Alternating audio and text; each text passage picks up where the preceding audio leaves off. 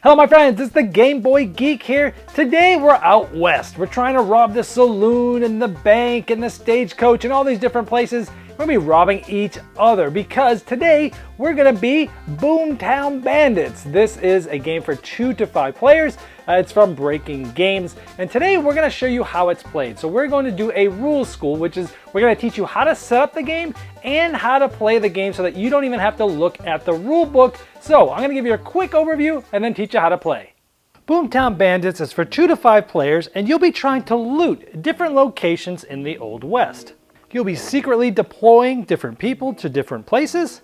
You'll then be revealing, is your shooter there with the shooter die, or is the coward there with the coward die? You'll then have real-time shootouts rolling as fast as you can, trying to hit the other players and remove them to try to be the last person standing so you can loot. And when you loot locations, you'll get specific abilities and some money for the end of the game. And you'll be trying to have the most loot cards of each place to get end game bonuses. Each player will select their color and take 3 colored tokens, which are 2 shooters and 1 coward, and the 3 dice that represent their color. The white die relates to the coward token. Any colors not being used can be removed and placed back in the box. Next, you'll randomly place the amount of location tiles depending on the amount of players. The number of location tiles is always the number of players plus 1. So here we see 6 locations, and that's because we have 5 players. But if we had 4 players, for instance, we would take 1 out, any randomly, let's say the brothel comes out, because we would be playing with 4 players and 5 tiles. For each location in the game, you'd take the 7 loot cards that have the same name as that location, you'd shuffle them up and you'd place them nearby. Each location's cards have a different bit of strategy, and so the icons on the lower right of each location indicate the type of cards you'll find. Next, you'll put out all of the bonus cards face up off to the side where everyone can still see. These cards have a bluish gun symbol on the front side, and on the back side it has all of the locations. Notice that the brothel card is actually not in the game because the location is not in the game, but there's also a card called Own This Town, which has no location. These are all end game bonuses, except the Own This Town, which is a mid-game bonus. We'll get more to that later. Now to see who goes first, you simply spin the whiskey bottle. Whoever it's pointing to at the end will actually be the first player. They will take the whiskey bottle, put it in front of them. They'll also take the marshal badge. They will place that badge on any one location. That means nobody can go to that location this round. Each round has 3 phases: placement phase, the reveal phase, and the shootout phase. In the placement phase, each player, starting with the player who has the whiskey bottle in front of them, will place one of their tokens on one of the locations that does not have the marshal on them. So they will place to any of the locations. The next player, clockwise, will also do the same. Maybe they go to the same location. And then we go, say the next player goes here, and let's say the next player goes here. This would continue clockwise until everybody has placed all their tokens, again only placing 1 token each time it's their turn. Now notice that some locations might have more than one of the same color. You can have as many on the same location as you like. It's rare, but sometimes there might even be a location that no one has gone to. But in this case, let's just say one person has gone there, the green token. Then we'd move to the reveal phase where all tokens placed would be flipped over and revealed. Now that all the tokens have been revealed, we go to the shootout phase, starting with the location furthest to the left and working their way down. In this case, in order to fit everything on the camera, I have it in a block style, so we're going to start here and just go clockwise. Normally you'd have this straight out like this, and you'd go left to right. So in this case, we're going to resolve the saloon first. Then players will get their dice ready depending on the amount and type of tokens they have there. For example, the green has 1 shooter and 1 coward token. This means they will get 1 dice, that is the shooter dice, which has the bullets and the color of their token. The coward die is white and has the coward symbol on one side. As you can see, each of the other players have their dice ready depending on the type of tokens and the amount of them that they have there.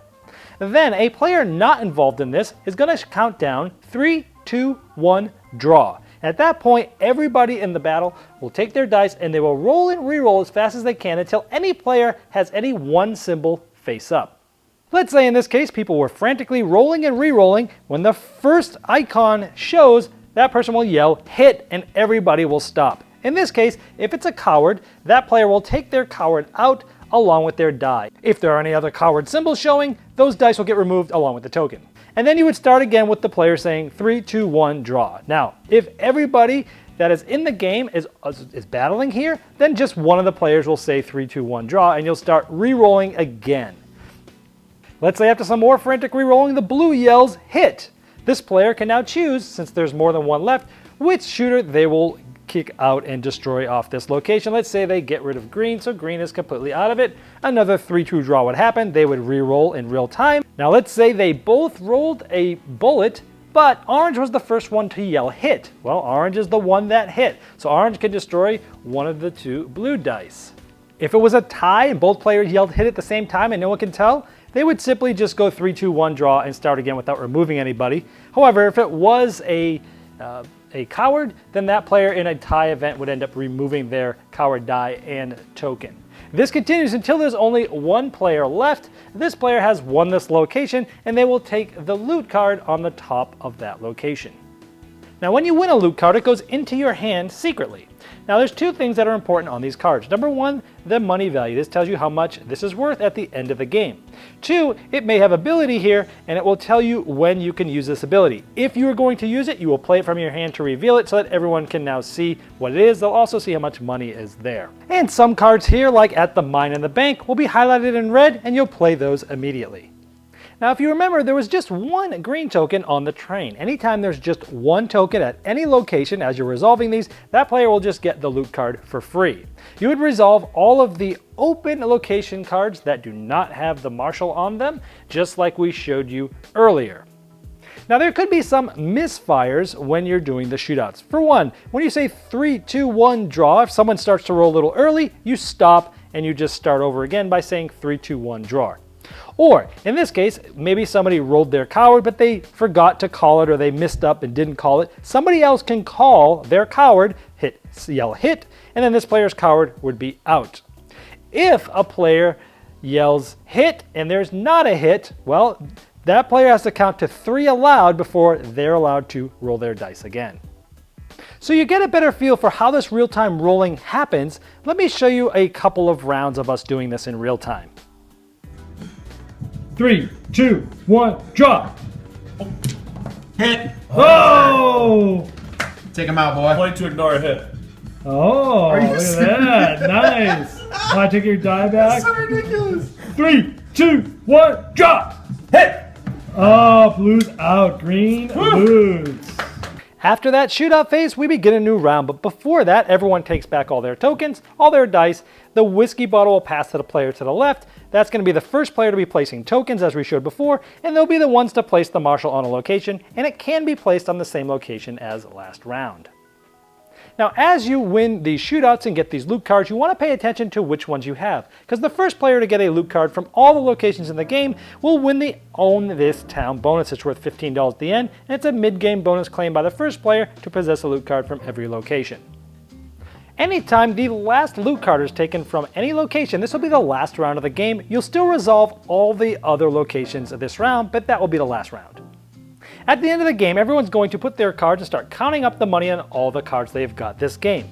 Then, for each location, for example the saloon, you'll find out who has the most cards for each location. In this case, the saloon, let's say this player did get it, they would get the end game bonus card for the saloon, which is going to give you more money.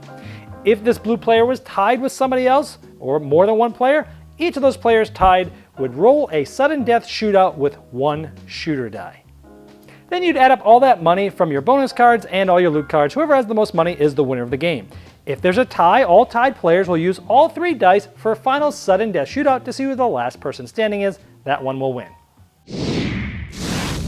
Well, I hope that helped you dive right into Boomtown Bandits and enjoy that game faster than normal. Now, if you have any other questions about the rules, go ahead and leave them as comments in this video, and we will do our best to answer them.